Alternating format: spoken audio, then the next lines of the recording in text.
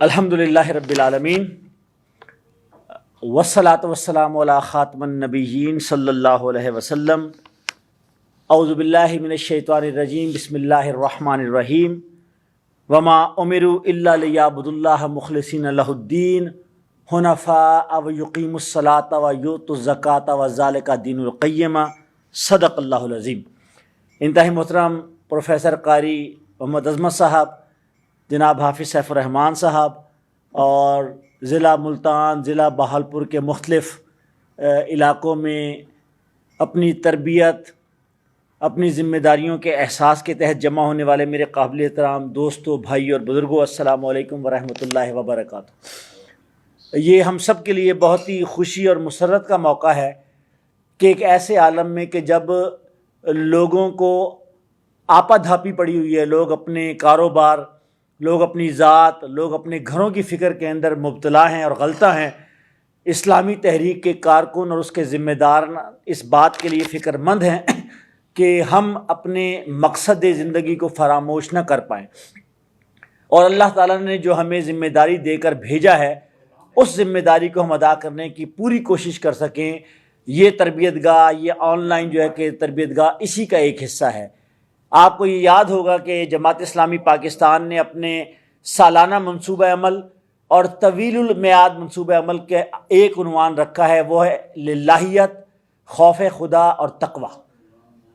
ہم یہ سمجھتے ہیں کہ اس ساری صورتحال کے باوجود کہ جس صورتحال کے اندر آزمائش ہے، جس صورتحال کے اندر لوگ اپنی صحت کے متعلق بہت پریشان اور فکر مند ہیں، لوگوں کے روزگار چھین لیے گئے ہیں، اس پوری صورتحال کے اندر کہ جب مصروفیات زندگی بہت محدود ہو گئی ہیں، لیکن اس سب کے باوجود لوگ اپنے خالق، اپنے مالک، اپنے ذمے لگائے گئے کام اور آخرت کی جواب دہی کی طرف جو ہے کہ متوجہ نہیں ہو رہے۔ اور تحریک اسلامی کا یہ کارکن کا یہ کام ہے کہ وہ ان کی جسمانی اور مادی ضروریات بھی پوری کرے، وہ جو ہے ان کو جو ہے کہ خوراک اور فوڈ پیکج بھی ان تک پہنچائے، وہ ان کی صحت اور طبی جو ہے ضروریات کا بھی جو ہے کہ کی کفالت کرے، لیکن اس سے آگے بڑھ کر وہ اس مقصد زندگی کو اور وہ اس آخرت کی جواب دہی، اس خوف کو پیدا کرنے کی کوشش کرے۔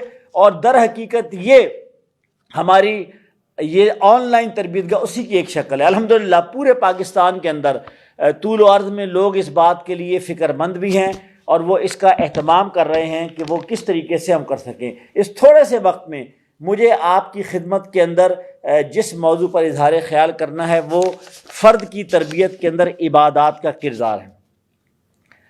میں آپ سے اس سے پہلے ایک اور بات کہنا چاہتا ہوں کہ عبادات کی اہمیت کیا ہے۔ عام طور پر ہم یہ کہتے ہیں کہ یہ جو اسلام کے الہامی اور آفاقی دین ہونے کے لیے اگر کوئی بڑی اہم دلیل ہے تو وہ دلیل یہ ہے کہ ہمارا نظام عبادات جو ہے وہ ابھی تک جو ہے کہ وہ جاری و ساری ہے، اور وہ ابھی تک اپنے حصے کا کام کر رہا ہے۔ یعنی اس سے مراد یہ ہے کہ جو نظام عبادات نبی مہربان صلی اللہ علیہ وآلہ وسلم دے کر گئے تھے اس امت کو آج سے 1400 سال پہلے، الحمدللہ ثم الحمدللہ آج بھی وہ اپنی تفصیلات کے ساتھ موجود ہے۔ یہ علیحدہ بات ہے، یہ علیحدہ بات ہے کہ وہ نظام عبادات کتنا مؤثر ہے، یا میں اور آپ اس نظام عبادات سے کس قدر جو ہے حاصل کر رہے ہیں، استفادہ کر رہے ہیں، یہ ایک علیحدہ موضوع۔ میں علامہ اقبال کے الفاظ جو ہے مستعار لوں گا۔ علامہ اقبال نے کیا کہا تھا؟ انہوں نے کہا تھا کہ رہ گئی رسم اذاں روح بلالی نہ رہی، کہ ہمارے ہاں یہ رسم تو رہ گئی ہے اذان دینے کی، الفاظ وہی ہیں، بالکل اسی ترتیب کے ساتھ اذان دی جا رہی ہے جو حضرت محمد مصطفیٰ صلی اللہ علیہ وسلم کی موجودگی میں آپ کے جو ہے کہ ساتھی حضرت بلال رضی اللہ تعالیٰ عنہ مؤذن رسول اذان دیا کرتے تھے۔ لیکن رہ گئی رسم اذاں روح بلالی نہ رہی، فلسفہ رہ گیا تلقین غزالی نہ رہی، کہ یہ عبادات کا نظام موجود ہے لیکن اس کی تاثیر جو ہے کہ کہاں چلی گئی ہے۔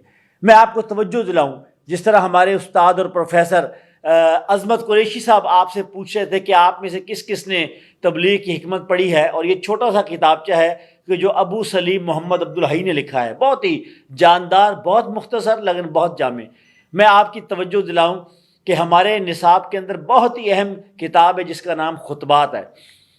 اس خطبات میں مولانا مودودی رحمۃ اللہ علیہ نے چھوٹے چھوٹے چیپٹر میں بات کہی ہے. اس کا ایک چیپٹر، ایک باب کا عنوان انہوں نے باندھا ہے نمازیں بے اثر کیوں ہو گئی ہیں. اب میں چونکہ استاد اس طرح کا استاد نہیں ہوں جس طرح کے پروفیسر عظمت صاحب ہیں، میں آپ سے ہاتھ کھڑا نہیں کرتا، لیکن یہ ہمارے نصاب میں شامل ہے، رکنیت کے نصاب میں. ہماری کوئی تحریکی لائبریری خطبات کے بغیر مکمل نہیں ہو سکتی. آپ کو موقع ملے ضرور پڑھیے گا کہ خطبات میں جو حقیقت صوم و صلات ہے اس میں مولانا مودودی رحمۃ اللہ علیہ نے اس پر بہت ہی خوبصورت بات لکھی ہے، اور بہت سادہ انداز کے اندر، جس کو آپ کہتے ہیں نا جٹ کے انداز کے اندر، جٹ کے انداز میں. مولانا نے یہ خطبات کتاب لکھی نہیں تھی.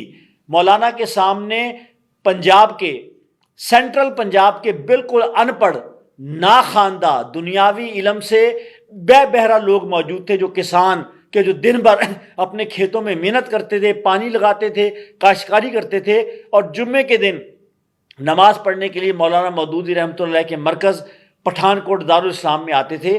مولانا نے بالکل سادے جٹ کے انداز کے اندر ان کو بتایا کہ یہ نمازیں بے اثر کیوں ہو گئی ہیں. یہی موضوع آج بھی ہے کہ یہ نمازیں آج بھی موجود ہیں، یہ روزہ آج بھی موجود ہے، یہ حج جو ہے آج بھی موجود ہے، لیکن یہ فرد کی تربیت میں وہ کردار کیوں نہیں ادا کر رہا؟ اس کی وجہ کیا ہے؟ میں مولانا کے الفاظی مستعار لیتا ہوں. وہ یہ کہتے ہیں کہ معاملہ کیا ہے؟ معاملہ یہ کہ ان کا ظاہر ہمارے پاس موجود رہ گیا ہے. ظاہر لوگ دیکھتے ہیں کہ میں نماز پڑھ رہا ہوں، میں نے تکبیر تحریمہ کہی ہے، میں قیام کی حالت میں کھڑا ہوں، میں رکوع اور سجدہ کر رہا ہوں. لوگ دیکھ رہے ہیں، لوگ دیکھ رہے ہیں کہ میں نے احرام باندھ لیا ہے، میں اپنے گھر سے نکلا ہوں اور میں جو کہ اللہ کے گھر کا طواف کرنے کے لیے جا رہا ہوں. لوگ یہ دیکھتے ہیں کہ میں نے صبح سحری لوگوں کے ساتھ مل کر رکھی ہے، شام کو میں افطار کرتا ہوں، سارا دن بھوکا پیاسا رہتا ہوں. لیکن یہ عبادات کا ظاہر ہے. مولانا مودودی رحمۃ اللہ علیہ کہتے ہیں ایک عبادات کا باطن ہے کہ وہ عبادت اندر سے آپ کو کیا دیتی ہے. بالکل ایسے ہی ہے. انہوں نے مثال دی ہے کہ جس طرح آپ کھانا کھاتے ہیں، آپ میں سے اکثر لوگ ناشتہ کر کے یہاں تشریف لائے ہیں اس پروگرام کو سننے کے لیے. ظاہری بات ہے، اس کا مطلب کیا ہے کہ ناشتہ آپ جب کھانا کھاتے ہیں تو آپ نوالا بناتے ہیں، اور نوالا بنا کر آپ اپنے منہ میں ڈالتے ہیں، اور وہ نوالا جو ہے کہ وہ چبا کر آپ پھر اپنے معدے میں لے کر جاتے ہیں، اور اس کے نتیجے میں یہ کھانے کا عمل مکمل ہوتا ہے، اور یہ کھانے کا عمل معنی خیز ہوتا ہے. لیکن مولانا نے یہ لکھا اب اگر آپ اس طرح کریں کہ وہ نوالا آپ بنا کر منہ میں ڈالیں اور جو ہے کہ آپ چبانے کے بعد اس کو اگل دیں، تو کیا وہ نوالا یا وہ خوراک جو ہے آپ کو فائدہ دے گی؟ نہیں فائدہ دے گی. انہوں نے یہ پھر کہا کہ آپ یوں کیجئے کہ آپ گوشت اور دال اور روٹی کے بجائے آپ جو یہ بجری یا جو ہے کہ لکڑی کا برادہ جو ہے اس کا نوالا بنا کر منہ میں ڈالیں اور اس کو چبا کر اپنے معدے پہ لے جائیں، تو کیا وہ آپ کا جزو بدن بنے گی اور آپ کے جسم کو وہ توانائی اور حرارت اور قوت فراہم کرے گی؟ یہ ممکن نہیں ہے. اس کا مطلب ہے کہ یہ اگر کھانے کا ظاہر اور کھانے کا باطن ایک نہیں ہوگا تو آپ کا بدن جو ہے کہ توانائی اور جو ہے کہ حرکت نہیں کر سکے گا. بالکل یہی معاملہ عبادات کا ہے، بالکل یہی معاملہ عبادات کا ہے کہ وہ ظاہر کے طور پر موجود ہے، لیکن اس کے اندر جو سپرٹ موجود ہے وہ سپرٹ جو ہے کہ ختم ہو گئی ہے. اور میں علامہ اقبال کے الفاظی ادھار لیتا ہوں. انہوں نے کہا کہ رگوں میں وہ لہو باقی نہیں ہے، وہ دل وہ آرزو باقی نہیں ہے، نماز و روزہ و قربانی و حج یہ سب باقی ہے، تو باقی نہیں. یہ سب باقی ہے، یہ ظاہر کے طور پر موجود ہے. اذانیں ہو رہی ہیں، مسجدوں میں صفیں باندھی جا رہی ہیں، لیکن اس کے پیچھے وہ جو تصور ہے، وہ جو اللہ کے حضور کھڑے ہونے کا احساس ہے، وہ جو ذکر الہی کی کیفیت ہے، وہ جو خدا کے سامنے جواب دہی کے احساس سے لرزنا ہے، وہ جو حضوری قلب کی کیفیت ہے، وہ جو اجتماعی مشق ہے، وہ ہمیں نظر نہیں آتی. یہی وہ معاملہ. اس لیے آئیے اس موقع کے اوپر ہم عبادات کے تصور کو تازہ کریں. میں نے شروع میں اپنی گفتگو کے اندر یہ عرض کیا کہ اسلام کے الہامی اور آفاقی دین ہونے کی یہ نشانی ہے کہ اللہ تعالیٰ نے نبی صلی اللہ علیہ وسلم کو جو نظام عبادات دیا تھا وہ بالکل ویسے ہی موجود ہے جیسا کہ آج سے 1400 سال پہلے تھا. ایک اور مثال لیجئے، بڑی خوبصورت کسی نے مثال دی ہے کہ اگر آج 2020 میں تصور کیجئے کہ حضرت عیسیٰ کلیم اللہ تشریف لے آئیں، حضرت موسیٰ علیہ الصلوۃ والسلام تشریف لے آئیں اس دنیا کے اندر، حضرت محمد رسول اللہ صلی اللہ علیہ وسلم تشریف لے آئیں تو کسی نے بڑی خوبصورت بات میں نے کسی کتاب میں پڑھی ہے کہ یہ انبیاء کہ جن کو ماننے والے پوری دنیا کے اندر پھیلے ہوئے ہیں، یہ تینوں الہامی مذاہب کہ جن پر انبیاء نازل ہوئے، جن پر اللہ کی کتابیں نازل ہوئیں، آج ان کے ماننے والے مشرق اور مغرب کے اندر موجود ہیں، یہ تینوں اگر تشریف لے آئیں تو وہ کہتے ہیں کہ مجھے یقین ہے کہ حضرت محمد مصطفیٰ صلی اللہ علیہ وسلم اپنی امت کو پہچان جائیں گے۔ وہ کیسے؟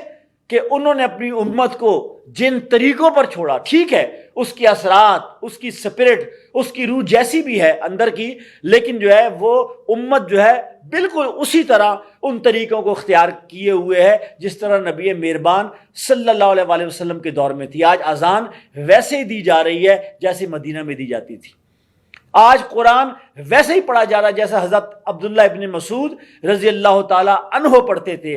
آج نبی صلی اللہ علیہ وسلم کے الفاظ اس طرح دہرائے جا رہے ہیں جس طرح صحابہ کرام رضوان اللہ علیہم اجمعین سے تابعین نے اور تابعین نے تبع تابعین نے تابعین سے سنے تھے، بالکل آج مکمل موجود ہے۔ آج نکاح اور طلاق بالکل اسی انداز میں ہو رہا ہے۔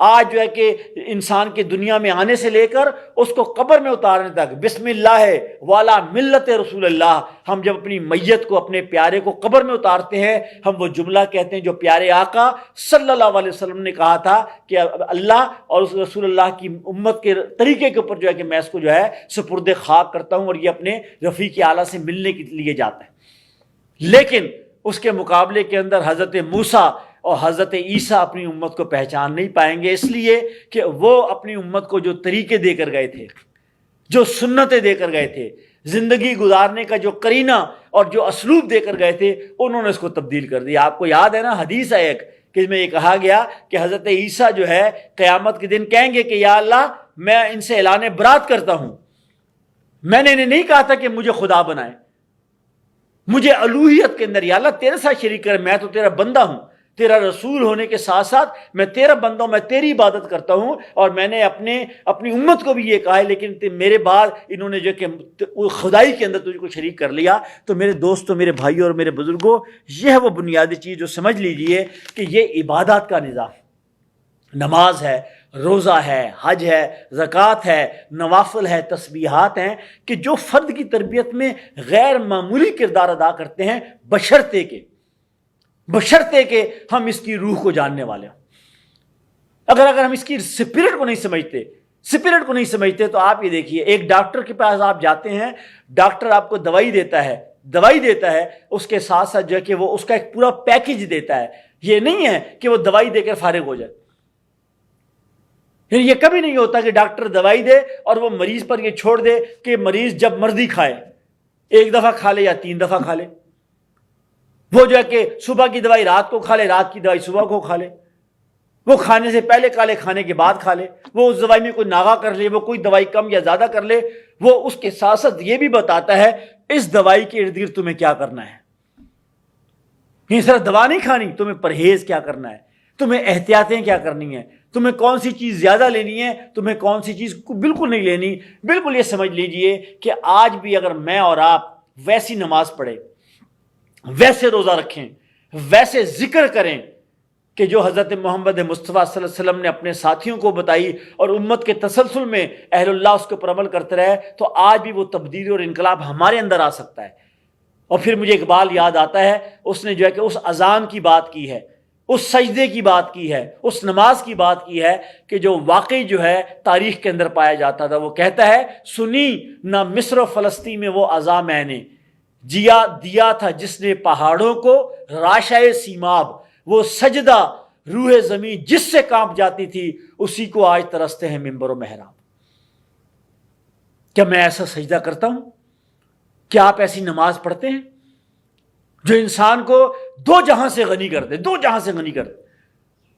ابھی ہمارے سابق امیر جماعت سید منور حسن، اللہ تعالیٰ ان کے درجات بلند کرے، ان کو مقرب لوگوں میں شمار کرے، تو کیا یعنی ہمیں ایک دنیا ان کے نماز کی گواہی دیتی ہے، لاکھوں لوگوں نے ان کو نماز پڑھتے ہوئے دیکھا ہے، کیا واقعی ہم ایسی نماز پڑھتے ہیں؟ ہر 2 جہاں سے غنی اس کا دل بے نیاز، کہ جب اللہ کے آگے ہاتھ باندھا ہے تو پھر کوئی چیز نہیں ہے، پھر کوئی چیز نہیں ہے۔ وہ ایک جو ہے اللہ، وہ اللہ کا بندہ ہے، وہ کٹ گیا ہے ہر طرف سے، وہ نماز کے الفاظ پہ غور کرتا ہے. جب وہ کہتے ہیں اللہ اکبر تو وہ کہتا ہے کہ میں نے جتنی چیزیں ہیں میں اپنی پشت کے اوپر ڈال دی ہیں, میں نے جو ہے کہ حرام کر دیا ہے. میں تکبیر تحریمہ کہتا ہوں اور میں اللہ کے دربار میں حاضر ہو گیا, اللہ کے دربار میں حاضر ہو گیا. اللہ کے رسول صلی اللہ علیہ وسلم نے یہ بات بتائی ہے. دیکھیے یہ وہ جو کہتے ہیں کہ نماز اب کیا کردار ہے فرد کی تربیت میں, میری اور آپ کی تربیت کے اندر. یہ حدیث آپ نے سنی ہوگی, اللہ کے رسول نے ارشاد فرمایا, اللہ کہتے ہیں, یہ حدیث قدسی ہے, اللہ کہتے ہیں کہ میں نے سورہ فاتحہ کو اپنے اور اپنے بندے کے درمیان تقسیم کر دیا ہے. میں اپنے آپ سے سوال کرتا ہوں, کیا میں نے کبھی ایسی سورہ فاتحہ پڑھی؟ کیا آپ نے کبھی ایسی سورہ فاتحہ پڑھی ہے؟ اللہ فرماتے ہیں کہ میں نے سورہ فاتحہ کو اپنے اور اپنے بندے کے درمیان تقسیم کر دیا ہے. اگر میرا بندہ کہتا ہے الحمدللہ رب العالمین, اللہ یہ کہتا ہے کہ اللہ عرش پہ کہتا ہے, میں کہتا ہوں دیکھو میرے بندے نے میری حمد بیان کی ہے, میری پاکی بیان کی ہے. جب بندہ کہتا ہے الرحمن الرحیم, اللہ تعالیٰ فرشتوں کی مجلس کے اندر یہ کہتا ہے کہ میرے بندے نے میری توصیف بیان کی ہے, میرے اوصاف بیان کیے کہ میں رحم کرنے والا ہوں, میں مہربان ہوں. اور جب بندہ کہتا ہے ایاک نعبد و ایاک نستعین, اللہ کہتا ہے کہ دیکھو, وہ کہتا ہے کہ میں اللہ تیری ہی عبادت کرتا ہوں اور میں تیرے ہی آگے دستے سوال دراز کرتا ہوں. اللہ کہتا ہے جاؤ اسے کو جو تم دعا مانگتے ہو میں اس دعا کو تمہارے حق میں قبول کرتا ہوں. نمازیں بے اثر کیوں ہو گئی ہیں؟ فرد کی تربیت کے اندر نمازوں کا کردار, عبادات کا کردار. آئیے اس روزے کو دوبارہ جو ہے کہ ایجاد کریں, آئیے ایسے نماز کو دوبارہ دریافت کریں, آئیے ایسے ذکر اور اذکار کو کہ جو اللہ سے جوڑ دے. یہ ذکر, یہ کیا ہے ذکر؟ یہ جو کلمات ہیں چھوٹے چھوٹے, کبھی آپ نے سوچا ہے کہ بسا اوقات ہم اس کو غیر شعوری انداز میں دہرا رہے ہوتے ہیں. آپ کو معلوم ہے یہ کتنی بڑی چیز ہے؟ زمین و آسمان حدیث کے الفاظ ہیں کہ برکتوں سے بھر جاتے ہیں ان الفاظ کی ادائیگی سے. کلماتان خفیفتان علی اللسان ثقیلتان علی المیزان سبحان اللہ و بحمدہ سبحان اللہ العظیم. کتنے چھوٹے سے, کتنے چھوٹے سے, سبحان اللہ و بحمدہ سبحان اللہ العظیم. یہ چھوٹے سے, یعنی زبان تک نہیں ہلتی, ہونٹ حرکت میں نہیں آتا, زبان نہیں خشک ہوتی. اللہ کے رسول فرماتے ہیں کہ یہ دو کلمے یہ زبان کے اوپر بہت ہلکے ہیں اور جو ہے کہ میزان کے اندر بہت ہی بھاری ہیں. اللہ اس کا بڑا اجر عطا فرمائے. کیا میں ان کلموں کو دہراتے ہوئے, اور آپ کو پتہ ہے اللہ کے رسول نے ہمیں ہدایت کی ہے کہ صبح اور شام جو ہے اگر ایک آدمی 100 مرتبہ سبحان اللہ و بحمدہ, صرف سبحان اللہ و بحمدہ اس کا ورد کر لے, اس کے لیے بے شمار برکتوں کے اور جو ہے کہ رحمتوں کے خزانے, بے شمار خزانے. وہ کرے تو صحیح, اس کا اہتمام تو کرے. وہ چھوٹا سا کلمہ جو ہے سبحان اللہ و بحمدہ عدد خلقہ ورضا نفسہ وزنۃ عرشہ و مداد کلماتہ. اللہ کے رسول نے اپنی زوجہ کو یہ کہا کہ یہ اتنا سا کلمہ تو پڑھ لو, یہ جو تم صبح سے لے کر جو ہے گھنٹوں سے جو تم بیٹھی ہوئی ذکر کر رہی ہو, یہ ایک کلمہ ہے, یہ ایک جملہ ہے. اللہ تعالیٰ اتنا اجر دے گا کہ تمہیں اندازہ ہی کوئی نہیں ہوگا. لیکن ان کے الفاظ کے اوپر غور کرنا, سبحان اللہ و بحمدہ, یا اللہ تو پاک ہے, تمام تعریفیں تیرے لیے ہیں. تعریف ہے ہی تیرے لیے, بلکہ جس کو تعریف کہتے ہیں وہ تیرے تجھ سے ہی منسوب ہے. یا اللہ تیری تو جو ہے یعنی تیرے تو بے شمار, تیری برکتیں بے شمار. میں جو ہے کہ جتنے عدد ہیں جو ہے کہ اس عددوں سے زیادہ میں تیری جو ہے کہ وہ کرتا ہوں. یہ وہ کلمات ہیں. گویا جب آپ اس ذکر کا اہتمام کرتے ہیں, آپ نے صبح اور شام کا کوئی وظیفہ رکھا ہوا ہے, اور وہ جو ہمارے ایسے ساتھی ہیں اللہ تعالیٰ ان کو جزا دے, اور میں آپ سے بھی درخواست کروں گا کہ اپنا ایک نصاب بنائیے. نصاب, جس طرح کچھ لوگوں کا نصاب ہوتا ہے نا کہ صبح غسل کیے بغیر آپ نے گھر سے باہر نہیں نکلنا. میں بہت سارے لوگوں کو جانتا ہوں کہ وہ جو ہے کہ ان کے لیے غسل فرض کی حیثیت رکھتا ہے, واجب ہے وہ, حالانکہ وہ نہ بھی نہائیں تو کوئی کمی نہیں ہے. لیکن میں دیکھتا ہوں کہ وہ کیا گرمیاں کیا سردیاں, یہ ممکن ہی نہیں ہے کہ وہ غسل کے بغیر اپنی روزمرہ کی معمولات اور مصروفیات کا آغاز کر دیں. تو کیا ایسا ممکن نہیں ہے کہ میں اور آپ صبح کے لیے کچھ مخصوص سے جو اللہ کے رسول نے ہمیں بتائے ہیں تھوڑے سے ہیں, میں آپ کو یقین دلاتا ہوں کہ بمشکل 10 سے 15 منٹ لگتے ہیں. صبح کے اذکار کہ جو نبی مہربان صلی اللہ علیہ وسلم نے بتائے ہیں کہ جس کے بعد آپ اس حصار میں آ جاتے ہیں کہ جس حصار میں نقب نہیں لگا سکتا شیطان, جو انسان کا ازلی دشمن ہے. آپ کاروبار کرتے ہیں, آپ اولاد کی تربیت کرنا چاہتے ہیں, آپ اجتماعی معاملات کے ذمہ دار ہیں. آپ یہ ذکر کر کے جب نکلتے ہیں تو گویا آپ اپنے معاملات میں اللہ تعالیٰ کو وکیل بناتے ہیں. حسبنا اللہ و نعم الوکیل، نعم المولا و نعم النصیر. یا اللہ تجھ سے اچھے بہتر کون سا وکیل ہو سکتا ہے، کون سا مولا ہو سکتا ہے. جب آپ یہ صبح اور شام کا نصاب طے کرتے ہیں 10 سے 15 منٹ، یعنی آپ جتنی دیر میں ناشتہ کرتے ہیں اس سے آدھے وقت کے اندر آپ وہ ذکر کا جو ہے کہ وہ وظیفہ مکمل کر سکتے ہیں. اس کا مطلب یہ ہے کہ آپ اپنے پورے دن کے لیے اپنے آپ کو اللہ کے سپرد کر رہے ہیں کہ یا اللہ میں تیرا بندہ ہوں. یا اللہ میں یہ کلمات پڑھ کر میں تجھ سے دعا کرتا ہوں کہ میرے آج کے دن کو برکت عطا فرما، میری مشکلات کو آسان فرما، میرے لیے آسانی پیدا فرما، میں جو بھی کام کرنا چاہتا ہوں. دیکھیے آپ یہاں تشریف لائے ہوئے ہیں، یعنی برکت کس کو کہتے ہیں؟ لوگ سمجھتے ہیں برکت یہ کہتے ہیں کہ میں نماز پڑھوں اور میں اپنی جائے نماز کو ہٹاؤں تو نیچے سے نوٹ نکل آئے، میری لاٹری نکل آئے. لوگ اس کو برکت کہتے ہیں. یہی برکت ہے نا. لوگ برکت کو جو ہے گنتے ہیں اپنے دنیاوی اس سے. میں آپ کو مثال دیتا ہوں، خدا نہ خواستہ یعنی آپ یا کوئی بھی ساتھی جو ہے، آپ کہیں سے آ رہے ہیں کہیں جا رہے ہیں، صرف اتنا سا ہو جائے کہ آپ جس سواری کے اوپر موجود ہے اس کو چھوٹا سا ایکسیڈنٹ پیش آ جائے، آپ کا جو ہے کہ آپ کا پیسہ بھی گیا، آپ کی طبیعت کے اوپر بوجھ بھی پڑ گیا، آپ جو کام کرنا چاہتے تھے وہ کام بھی جو کہ معطل ہو گیا. مطلب کیا ہوا؟ کیا یہ برکت نہیں ہے کہ آپ اللہ کا نام لے کر گھر سے نکلتے ہیں اور اس کے بعد جو چاہتے ہیں وہ ہو جائے؟ اس سے بڑھ کر کوئی برکت ہے؟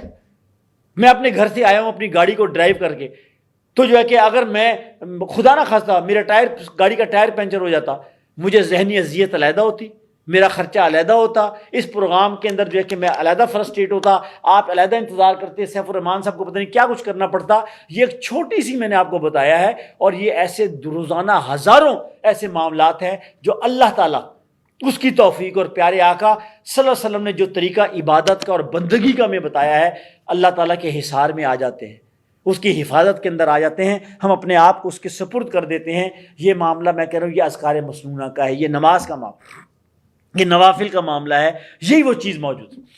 اگر یہ تصور آپ کے پاس ہوگا تو آپ یہ دیکھیے کہ انشاءاللہ تعالیٰ آپ کی عبادات جو ہے وہ خود اس کے اندر ایک لذت ہو جائے گا.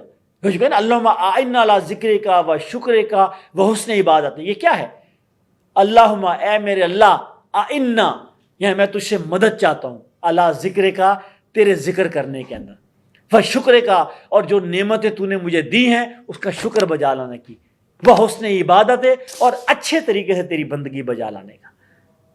یہ اچھے طریقے سے بندگی کیا ہے؟ یہ وہی ہے کہ وہ ہمارے پورے روزمرہ کے اندر ہمارا ایک جو کردار ہے عبادات کا وہ ہماری زندگی کو ہوتا ہے. اور ایک اور چیز دیکھیے، اگر ان عبادات کے پیچھے وہ روح موجود ہے، وہ اسپرٹ موجود ہے، تو دیکھیے انسان کے یہ ممکن نہیں ہے کہ انسان کی زندگی میں اتار اور چڑھاؤ نہ آئے، نشیب و فراز نہ آئے، خوشی اور غمی نہ آئے، نقصان اور فائدہ نہ. یہ کیسے ممکن ہے؟ یہاں تو ارب پتی اور کھرب پتی اور حکمران اور بڑے بڑے لوگ اس سے محفوظ نہیں ہیں، تو میں اور آپ کس باغ کی کھیت کی مولی اور گاجر ہیں ہم کہیں کہ نہیں ہوگا؟ یہ ممکن ہے. الذی خلق الموت والحیات لیبلوکم ایکم احسن عملا والعصر ان الانسان لفی خسر وَلَنَبْلُوَنَّكُمْ بِشَيْءٍ مِّنَ الْخَوْفِ وَالْجُوعِ وَالنَّقْصِ مِنَ الْأَمْوَالِ وَالْأَنفُسِ وَالثَّمَرَاتِ وَبَشِّرِ الصَّابِرِينَ. یہ ممکن ہی نہیں ہے. الف لام میم حسب الناس ان یترکوا. ہاں کیا تم نے یہ سمجھ رکھا ہے کہ تم ایسے ہی چھوڑ دیے جاؤ گے اور جو کہ وہم لا یفتنون اور تمہیں جو کہ فتنے میں نہیں ڈالا جائے گا؟ یہ ممکن ہی نہیں ہے.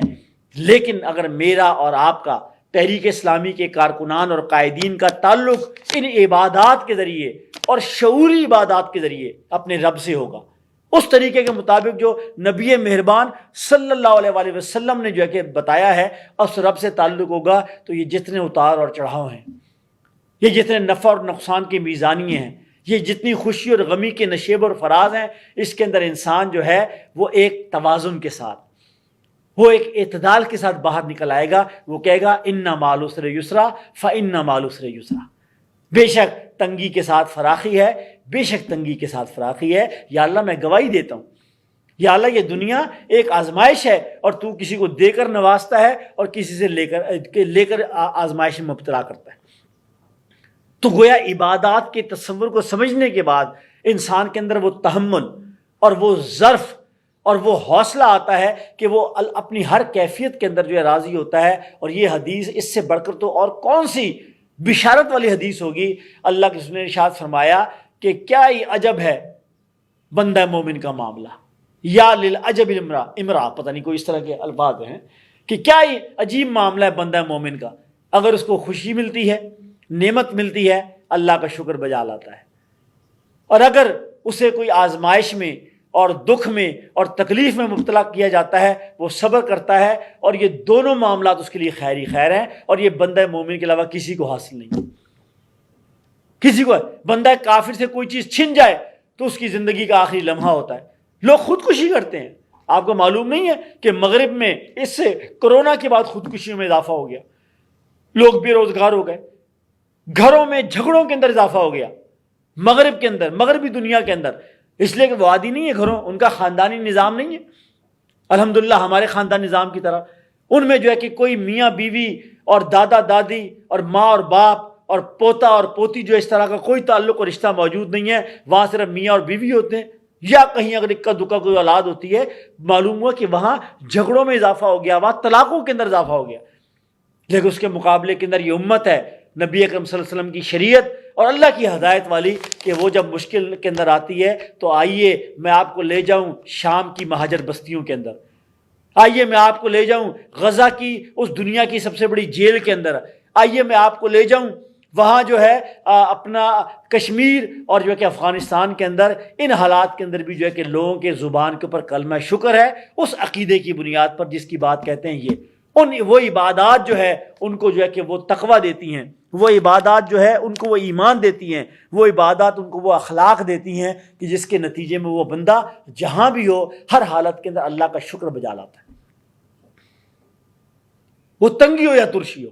والصابرین فی الباساء والضراء وحین الباس، کہ یہ وہ لوگ ہیں جو صبر کرنے والے ہیں تنگی اور ترشی کے اندر، حالات کی جو ہے کہ ناسازگاری کے باوجود جو ہے وہ صبر کرنے والے ہیں اور وہ شکر کرنے والے ہیں، یہ ہیں وہ لوگ۔ اس لیے میرے دوستوں، بزرگوں اور ساتھیوں، ضرورت اسی چیز کی ہے کہ آئیے یہ جو نماز ہے، روزہ ہے، حج ہے، زکوٰۃ ہے، یہ جو ذکر و تسبیحات ہے، ہم اس کے اندر جو اصل چیز کیا ہے، یہ ہمیں کیا چیز دیتی ہیں؟ یہ ہمارے اندر احساس بندگی پیدا کرتی ہیں، یہ فرض شناسی پیدا کرتی ہیں، یہ ہمیں اطاعت کی مشق کے اوپر استوار کرتی ہیں، یہ ہمارے اندر خوف خدا پیدا کرتی ہیں، یہ اجتماعیت کی مشق کرتی ہیں، یہ ہمارے درمیان اخوت پیدا کرتی ہیں۔ یعنی یہ وہ میسیجز ہیں، یعنی یہ وہ کور میسیجز ہیں، یہ وہ بنیادی پیغامات ہیں ہماری عبادات کے کہ جس میں یہ ملتی ہے۔ دیکھیے نماز جو ہے، نماز کیا ہے؟ نماز ذکر الہی ہے۔ وَأَقِمِ الصَّلَاةَ لِذِكْرِی، قرآن کہتا ہے میرے ذکر کے لیے نماز قائم کرو۔ روزہ کیا ہے؟ لعلکم تتقون، تاکہ تم متقی بنو، پرہیزگار بنو۔ روزہ کیا ہے؟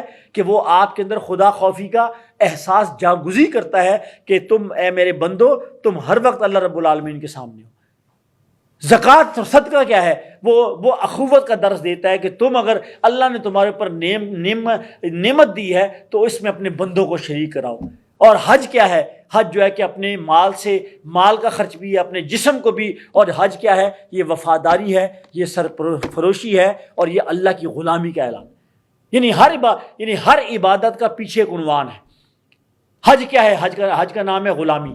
حج میں بندہ اللہ کی غلامی جو ہے اس کا عملی اظہار کرتا ہے کہ یا اللہ میری کوئی حیثیت نہیں ہے، میری کوئی پہچان نہیں ہے، میں تیرا بندہ ہوں، میں تیرا غلام ہی، دیکھ میں نے ساری پہچانیں ختم کر کے میں نے ایک سفید لباس لے لیا ہے، میرا کوئی کلمہ نہیں ہے، میں نہ آرائی ہوں، نہ جٹ ہوں، نہ گجر ہوں، نہ میں سرائکی ہوں، نہ میں پنجابی ہوں، میں کوئی بھی نہیں ہوں، میں صرف تیرا بندہ ہوں یا اللہ، یہ میرا، اور میں لبیک اللہم لبیک، اور میری زندگی کا مقصد صرف تیرے حکم کے اوپر لبیک کہنا ہے۔ یہ حج کا پیغام ہے، یہ عمرے کا پیغام ہے۔ روزہ اس کا پیغام ہے کہ ہر حالت میں اللہ کی نگاہ ہوا ماکم اینا ما کنتم، اے اللہ میں بالکل تنہائی کے آخری لمحوں کے اندر کہ جب کائنات کی کوئی چیز نہیں دیکھنے والی، یا اللہ میں تجھ سے ڈرتے ہوئے یا اللہ میں یہ روزہ رکھتا ہوں اور میں بھوک اور پیاسا رہتا ہوں۔ روزہ اس کا نام ہے۔ نماز کس کا نام ہے؟ نماز اس ڈیوٹی کا نام ہے کہ یا اللہ دیکھ ہر تھوڑی دیر بعد میں تیرے دربار میں حاضر ہو کر میں اپنی حیثیت کا اعتراف کرتا ہوں کہ میں تیرا بندہ ہوں۔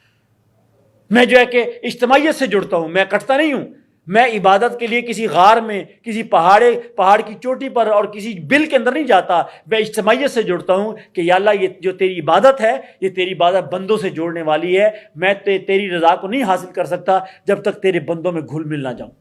یہ ہے نماز کا سبق، یہ اطاعت الہی کی مشق ہے، یہ جو ہے کہ باہمی ہمدردی اور جو ہے کہ اس کا جو ہے کہ یہ ذریعہ ہے۔ تو گویا یہ وہ ساری کی ساری چیزیں ہیں جو ہمیں بتاتی ہیں۔ تو یہ ہمارا فرد کی تربیت کے اندر یہ عبادات کا کردار ہے کہ اگر آج بھی اس جو ہے کہ عبادات کو اس تصور کے مطابق کیا جائے کہ جو ہمیں قرآن اور حدیث کے اندر ملتا ہے، تو آپ یہ دیکھیں گے پھر کیا ہوگا، تحریک اسلامی کا کارکن خودکار کارکن ہوگا، خودکار، جس کو انگریزی میں آپ کہتے ہیں نا آٹومیٹک۔ پھر یہاں سے کوئی سرکولر نہیں بھی آئے گا، امیر ضلع کا، امیر تحصیل کا دورہ نہیں بھی ہوگا، آپ کو جو ہے کہ کوئی ٹیلی فون پر ہدایت نہیں بھی دی جائے گی، تو آپ خود بخود کام کریں گے۔ میں اپنی گفتگو کو ختم کرتا ہوں۔ مولانا مودودی رحمۃ اللہ علیہ نے ایک مرتبہ یہ کہا، یہ کتابوں میں لکھا ہوا ہے کہ مجھے لوگ خط لکھتے ہیں اور کہتے ہیں کہ بانی جماعت برائے کرم ہمیں بتائیے ہمارے کرنے کا کیا کام ہے۔ تو مولانا نے بڑا خوبصورت جواب دیا، انہوں نے کہا مجھے بڑی حیرت ہوتی ہے کہ جب جماعت کے کارکنان، جماعت کے ذمہ داران مجھ سے پوچھتے ہیں ہمارے کرنے کا کام کیا ہے، پھر وہ کہتے ہیں کہ مجھے بتائیے کہ کیا آپ اپنے ارد گرد جتنے لوگ ہیں بندگان خدا، کیا سب تک اپنے اللہ کا پیغام پہنچانے میں کامیاب ہو گئے؟ کیا آپ کے نفس کی جو ترغیبات ہے اس کے مقابلے میں جو آپ کو کرنا چاہیے، کیا آپ اس کے اندر کامیاب ہو گئے ہیں؟ کیا اللہ کی زمین جو اللہ تعالیٰ کی نافرمانی سے بھری ہوئی ہے اور جو ہے کہ اللہ سے بغاوت کرنے والے اس دنیا پر راج کر رہے ہیں، کیا آپ نے ان کی راہوں کو مسدود کر دیا ہے؟ مولانا فرماتے ہیں یہ سارے کام تو انکمپلیٹ ہیں، یہ تو سارے کام ان ہوئے پڑے ہوئے ہیں، اور آپ مجھ سے دریافت کر رہے ہیں کہ مولانا بتائیں ہمارے کرنے کا کام کیا ہے۔ میرے دوستوں، میرے بھائیوں، میرے بزرگوں، یہ ہمارا کام ہے۔ آپ کسی گوٹھ کے اندر ہیں، آپ کسی جو ہے کہ سرائے کے اندر ہیں، آپ کسی جو ہے کہ قصبے میں ہیں، یا آپ کسی شہر کے اندر ہیں، آپ تنظیم کے کسی منصب کے اوپر موجود ہیں، آپ کے نام کے ساتھ امیر اور قیم اور ناظم اور محتمم لگتا ہے، یا آپ سمپل تحریک اسلامی کے سادہ سے کارکن ہیں، وہ آپ کے اوپر یکساں ذمہ داری آتی ہے۔ اگر آپ ان عبادات کی صحیح اسپرٹ اور روح کو آپ جان لیجئے تو یہ خود بخود جو ہے کہ آپ کو وہ قوت کار فراہم کریں گے، وہ آپ کے اندر وہ جذبہ ایمان آپ کو دیں گے، اور آپ کے اندر وہ دین کی حمیت پیدا کریں گے کہ جس کے نتیجے میں آپ ان کاموں کو کرنے قابل ہو سکیں گے۔ اللہ تعالیٰ مجھے اور آپ کو عمل کی توفیق عطا فرمائے۔ اقول قولی ھذا واستغفر اللہ لی ولکم ولسائر المسلمین، وآخر دعوانا ان الحمد للہ رب العالمین۔